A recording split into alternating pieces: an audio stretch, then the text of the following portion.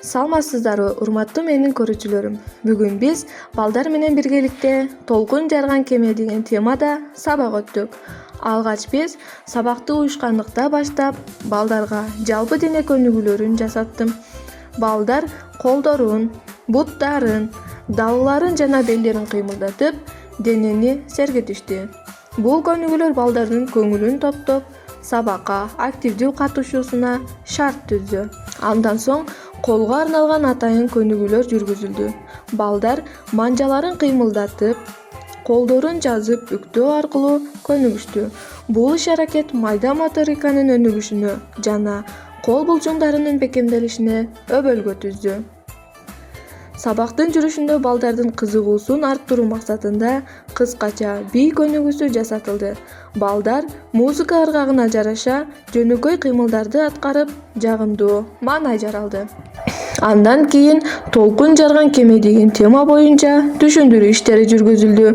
Балдарга кеме сууда сүзүүчү унаа экендиги, анын деңизде, көлдө жана дарыяда жүрөрү айтылды.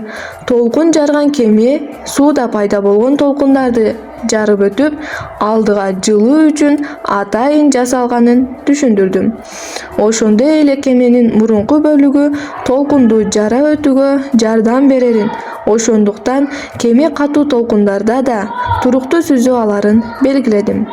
Толкун жарган кемелер адамдарды, жүктөрдү ташууга, ошондой эле деңизде узак аралыкка жүрүүгө кызмат кыларын жөнөкөй жана балдарга түшүнүктүү тилде айтып бердим.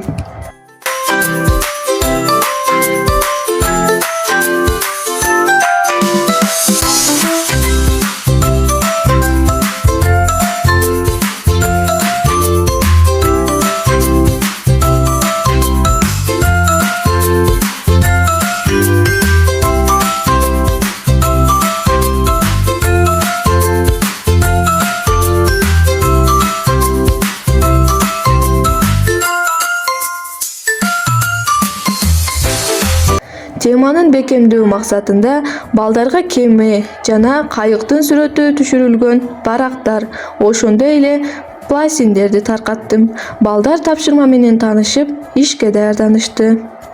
Балдар сүрөттөрдөгү тоголок, ачык белгиленген жерлерге пластилиндерди чапташты. Ар бир бала түстөрдү туура тандап, тапшырманы тыкан аткарууга аракет кылды. Бул иш-аракет балдардын чыгармачылык жөндөмүн, көңүл буруусун жана майда моторикасын өнүктүрдү.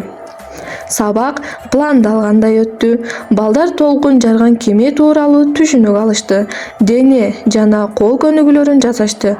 Практикалык иш-аракеттерге активдүү катышышты. Сабак балдардын билим деңгээлин жогорулатууга жана кызыгуусун арттырууга багытталган.